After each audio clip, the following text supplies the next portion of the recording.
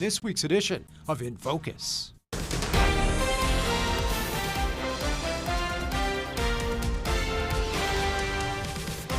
Just a couple days plus until the long-awaited debate between Vice President Kamala Harris and former President Donald Trump. We'll have a preview coming up. But we start here in Indiana today with the latest on the race for governor. We're less than a month away now from our live debate with the candidates right here in our studio. And this week we caught up with Senator Mike Braun and his opponent Jennifer McCormick, who are both up on the air this week with some new ads.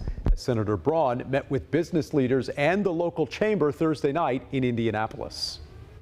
What's your message for local business leaders at an event like this here in Indy?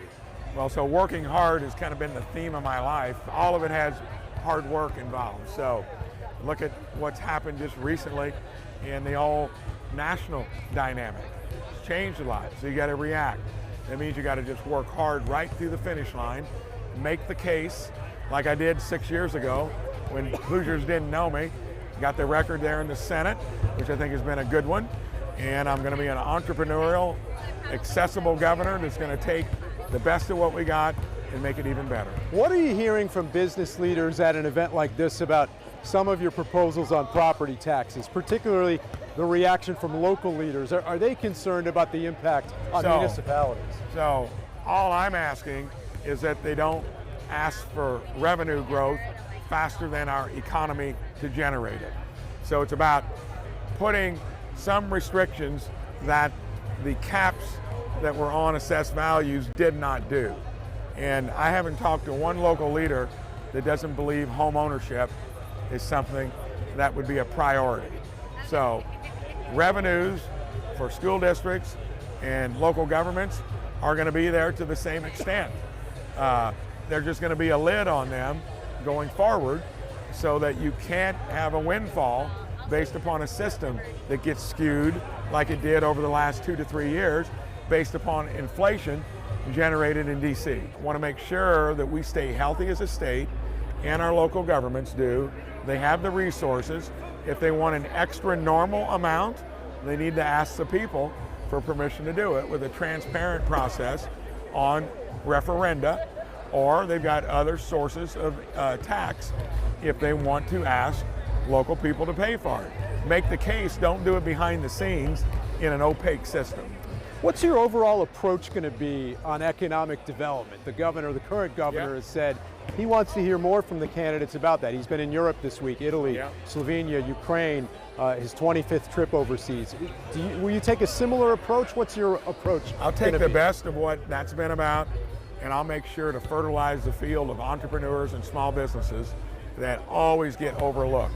The core of my support comes from the thousands of small businesses and entrepreneurs. The larger companies are going to probably wonder whether you're going to be there, and I'm going to make sure we have a super business climate. You have 2 new ads up this week trying to get your message out to Hoosiers. What's the main message you're hoping to highlight in these ads? You know, it's all about common sense. It's about civility. And, you know, I'm a firm believer in bipartisanship. It's about taking care of Hoosiers, putting people over the party, regardless of what party it is, and just getting back to what are the issues and let's come up with some solutions. And so, again, people are very excited. The issues in this race so far seem to be property taxes. That's been a big one. Education, certainly a big one as well. You just put out a plan here recently.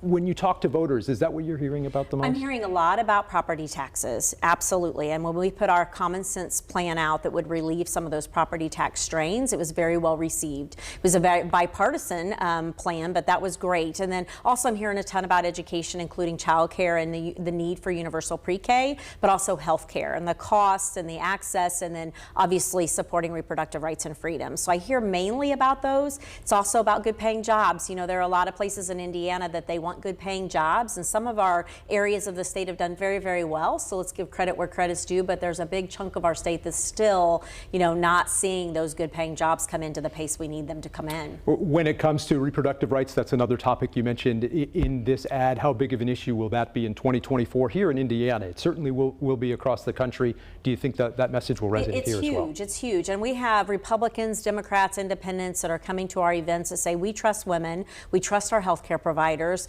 The government needs to get out of our family planning business and out of our healthcare decisions. And, it's very complex, and we understand that, but it's not just women, it's a lot of men who are supporting women. And it's not just about the here and now, it's about the generations to come. What will these next few weeks be like out on the campaign trail? I know we'll be following along a bit, leading up to the debate we're doing here a few weeks from now in our studio as well. How important will that be for your campaign? It's incredibly important, and I appreciate you helping with one of those debates and being the moderator. And I just think it's great for Hoosiers to be informed and then help go inform others. And it's good to get our message out so people are informed on what those differences are. To me, there's a clear difference. I support public education. I support women in healthcare. I support good paying jobs. I do not want to turn Indiana over to extremism, and I just think that will come out clear compared to our opponents. It's a presidential election year. The top of the ticket also tends to make an impact on races down ballot. What do you make of the decision to swap out President Biden for Vice President Harris?